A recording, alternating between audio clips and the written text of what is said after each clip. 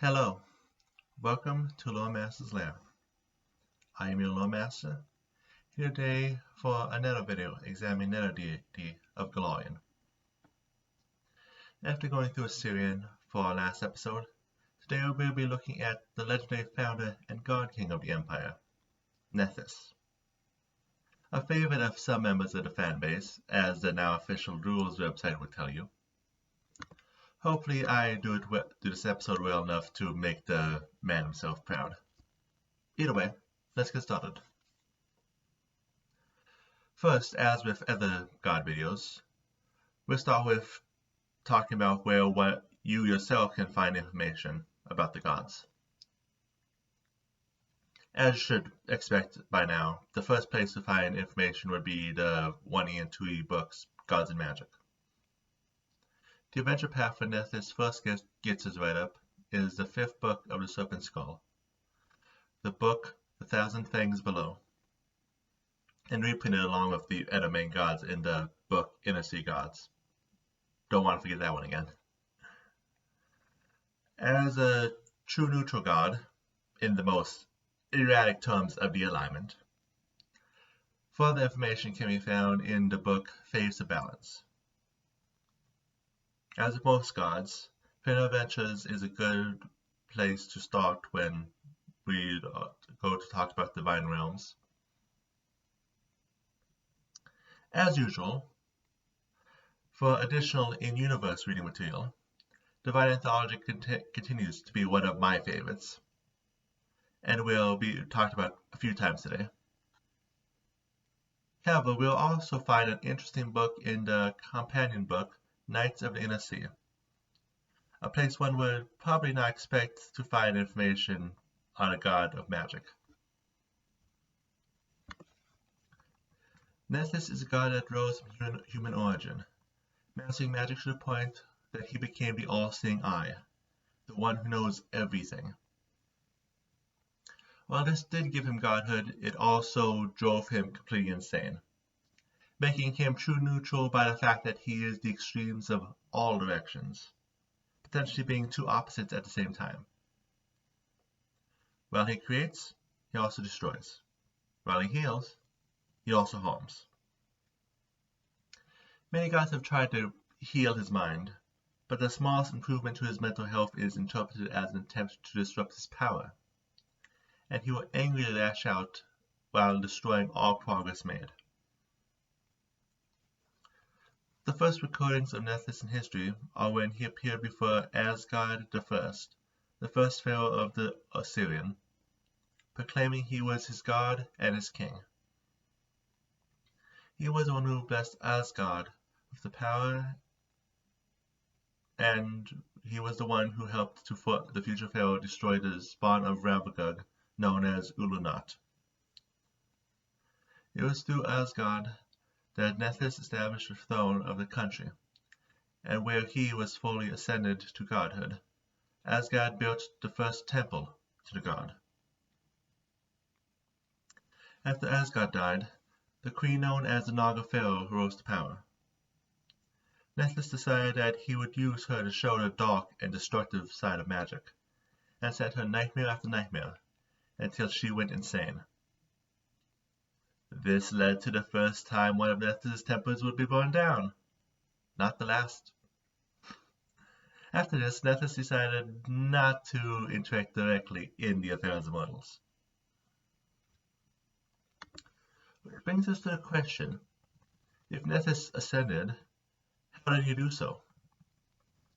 Well, we only have the most basic of tidbits of this fact, so this will be today's first side tangent. The part of the show where all riddles are given their answer, regardless of whether they keep your mind intact. So, the 3 riddles of Nethys are 3 hidden secrets of reality that are said to unbind one's mind from the universe, similar to Nethys. It is suggested that Nethys found the answers to all 3, and that is how he achieved his mind-shattering godhood. After his ascension to godhood, while he was still ruling as God King through the pharaohs, he took the 3 riddles and scattered them across the deserts of Osirian. As time has gone on, pharaohs have found the riddles and, out of respect for Nethys, built some form of temple around them to ensure only those who live up to Nethys' values can reach the riddle. The only location we know of is that of the third riddle, the Ravenous Sphinx, located in the southern deserts, at where the Brazen Frontier begin. The other two riddles, perhaps thankfully, still remain lost. When Asgard I first met Nethys, he is described as a man with violet skin and solid gold eyes. After full ascension, however, he is usually depicted as a man who is half and half. Again, the side that is helpful and wishes to help humanity succeed, and the side that is rampant, careless destruction. Usually this is depicted with one side either being pure white, or that of a normal Grundy, or sometimes Aslanti depending on the temple, man, while the other half is either burnt black or skeletal. The entirety is full of power, the full force of magic visibly shining off his skin, or bones if it's his skeletal side, you know what I meant. When not, his followers tend to put focus on one side, either putting the side unwanted in shadows or off the frame. Nethys' domain is, as anyone could probably tell by this point, magic. Regardless of school, regardless of arcane or religious. No ruling on psychic. All of Nethys' information was pre-psychic magic, so no comments are made. Whether traditional or alchemic, is not against technology as long as it does not go against magic, and revels in various forms of magitech. He is also, as expected, the protector of all those who use magic, whatever form they do use. He does not care if they are good or evil, as long as they have access to some form of magic. Even a student of a single cantrip is counted as more valuable to Nethys than the strongest warrior. It is said among followers that areas of dead magic are signs of his displeasure, while places of erratic magic are places he himself has touched. Looking at those who follow Nethys, the thing that ties together all followers of Nethys is that, like the god, they care about magic above all else, regardless of the reason why. They are usually split evenly between those who practice divine magic and those who practice arcane. Almost all of the former are clerics, and most of the latter are wizards. Again, Nethys does not favor one over the other. Worshippers of Nethys will sometimes try to make their appearance half and half to resemble the god. For those of lighter skin, usually it's done with black tattoos covering one side of the body. For those of darker skin, the same is done with scarification. One common practice among followers is the chanting of magical spells as if they were casting them, often abridged and with some replaced words so that those who have prepared that spell do not accidentally cast it. When it comes to clergy, hierarchy is based on power. The more one has the ability to use magic, the higher standing they are given in the church. Even an apprentice with a single cantrip will be of a higher rank than someone who has served the church for years but has no magic. Those without magic are treated as expendable, usually serving as guards or, the unlucky, test subjects. They usually learn to at least recognize the use of magic so they can help work with spellcraft, and so that they learn that it is nothing to fear. Priests are open to respecting those who worship other gods, as long as they know how to cast magic. Even alchemists, paladins, and rangers, with their limited magical ability, are shown respect. Basically like their gods, everything that priests focus on is just magic. Within a church, priests usually gain titles to represent their positions, with mistaking these ranks is usually shrugged off the first time, as they tend to not have outward symbols to reflect these ranks. However, continuing to address one by the wrong title will be seen as an insult. Churches themselves tend to focus on a single school of magic. Things like healing or types of magical object like sky metal. Each temple tends to have one central room, whether open to the public or hidden. Devotion to their specific focus.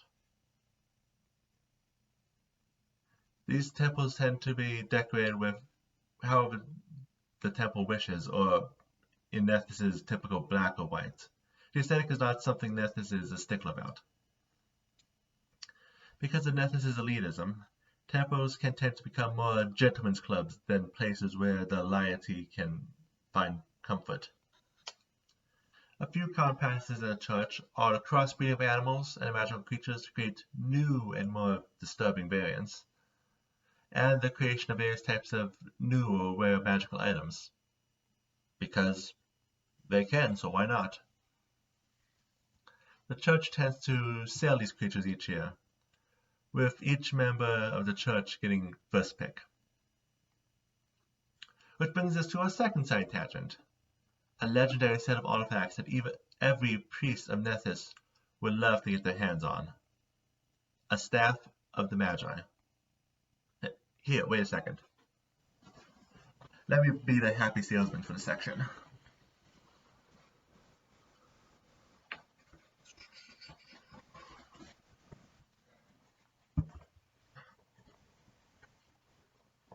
Where are you, Steve? Less smooth this time, but there we go. How's it going? Let's keep this brief, shall we? Staffs of Magi are things of legend. Staffs with a set of pre-established spells and powers to absorb one's opponent's spells. The combination of utility spells and basic attacks not only make the staff always useful, it also frees up spellcasters to use their spell slots for something more, well, exciting. However, the most famed ability of the staff is the devastation caused when the staff is broken or overcharged, half the time taking the reload with it. On Golarion, it is said the first staff of the Magi was created by Nethys. The utilitarian spells, a blessing from the kind side, and the attack spells, a blessing from the cruel. These staffs throughout history have most often popped up around Osirian and Andoran, but great wizards all have stories about the staffs they once owned, but tragically lost. All of them. As someone who is as unstable as he is, it is not surprising that this makes his home within the Maelstrom, specifically on the island known as Arkanafti.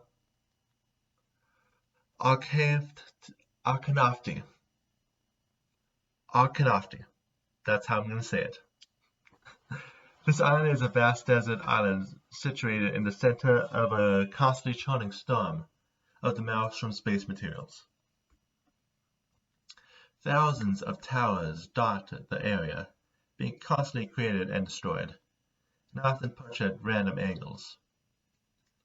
In the center of the area, Nethys has his own tower, where he is able to fully enjoy the mad storms and wild magic in all its glory. On to miscellaneous facts about Nethys and his worship. His main place of worship are the countries that used to be part of the ancient Assyrian Empire. Modern Nex, Geb, Katapesh, Tulvia, and of course modern Syrian. The church also once had a large presence in Rohodoma, but, well, I will talk about the Ophrahs some other time. He also has a decent presence in countries known for magical study, including Absalom, Kionin, and Numeria. Nethys has 3 holidays devoted to him, all in the month that bears his name. We have Abjurant Day, a day of magical defense and testing new apprentices. Invoking Day, a day of firework, duels, and trading magical secrets. And Transmutatum, a day devoted to research and drafting. Finally, Nethys' holy text is the Book of Magic, a book that covers the teachings of magic, and is often the starting points where many new apprentices learn their first catch-up from. As one would expect a book written by Nethys, it often argues for one side before directly contradicting itself several sentences later, making it a maddening experience.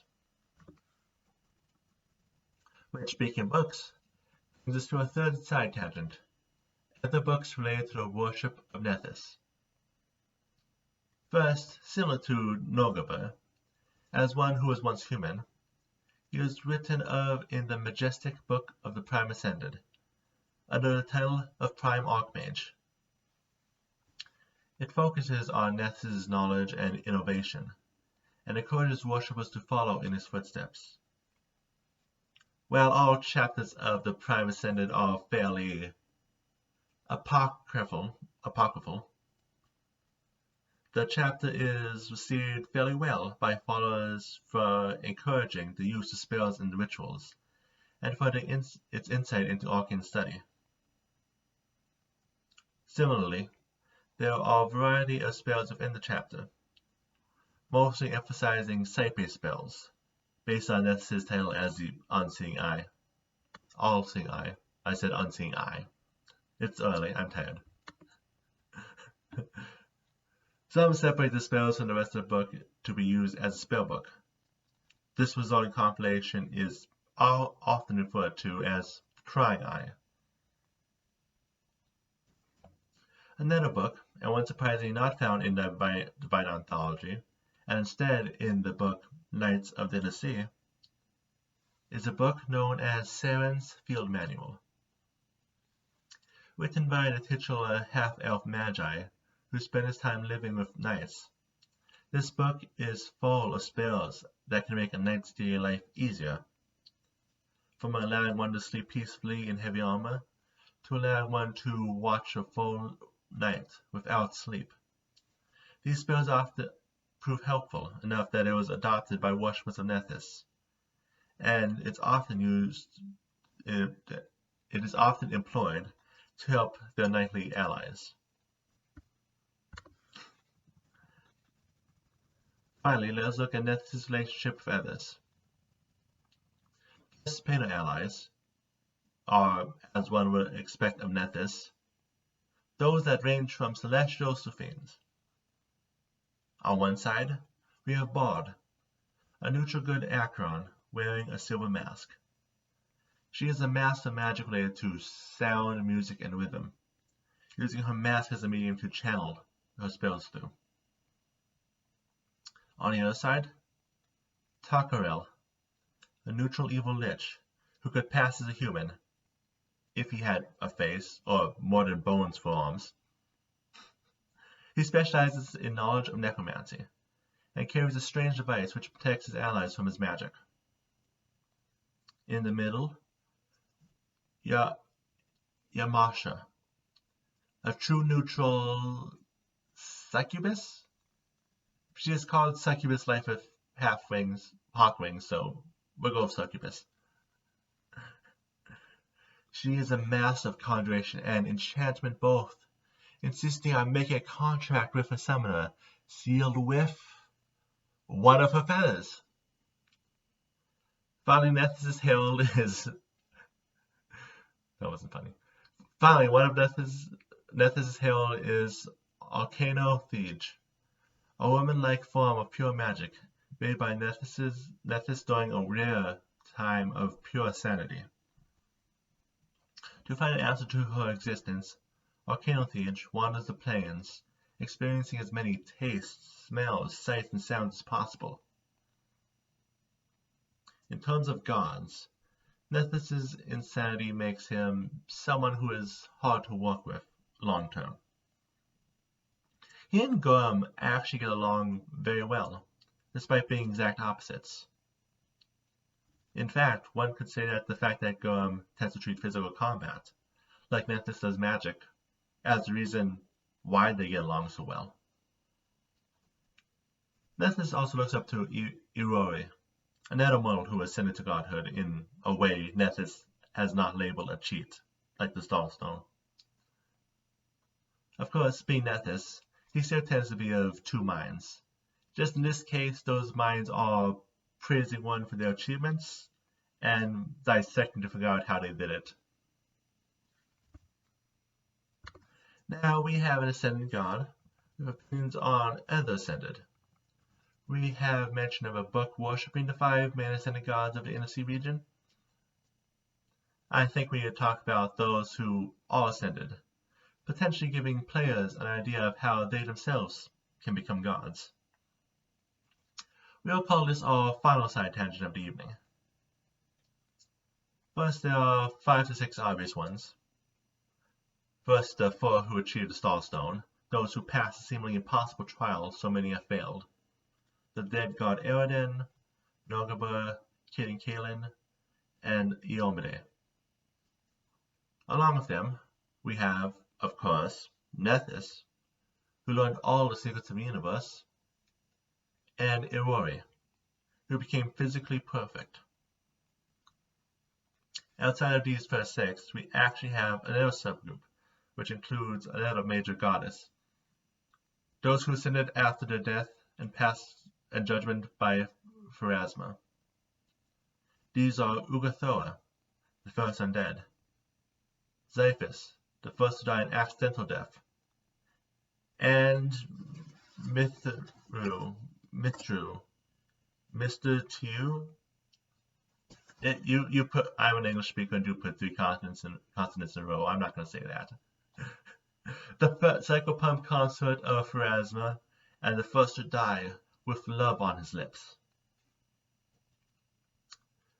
One other from the Inner Sea region, Hanspur, was ascended after he was murdered and had part of his soul combined with that of his pet Dairat.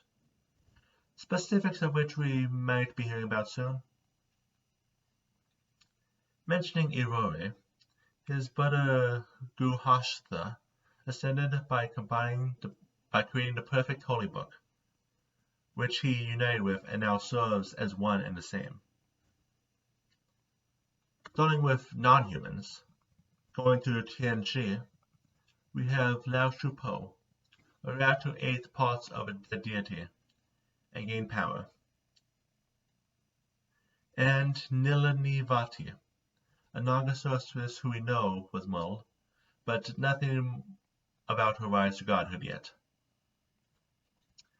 Nivi Rambodazzle, the only gnomish racial deity, achieved her divinity by trading a priceless gem with Torog for the power. Recently, Cassandra Lee and other AIs fought each other over the use of technology to expand the powers to godhood. No prizes for guessing which one won. Girona, another deity in the River Kingdom, was said to have either started out as an immortal fae before being stripped for power when cast out of the First World, or as a hag priestess of Lamashtu, risen by her god. Finishing off gods, we have one more recent addition, Nocticula, a former demon lord who ascended not just from the power she gained, but also through her own redemption. For demigods, many outsiders are born from human spirits, after being judged by Pharasma, but few retain memories of who they were before. There are exceptions, which is what we're covering. Rakshasa is, in their entirety, began as mortals who found a way to cheat the system of reincarnation for their own ends. Vestruk had invited 2 humans of great cruelty to serve as demigods, Vevilor and Kai Chiton, the latter being where the common nickname of Vestruk Chitons come from. For individuals, the Nazgul demon lord Night Ripper was a serial killer who was reborn a demon retaining all his memories of life. And the Sharkill tormentor Igaret was just a little girl when she drove her parents to suicide and buried herself in their grave. Lovely. Finally, a former deity is the mysterious peacock spirit whose worship appeared suddenly during the times of the Rune Lords,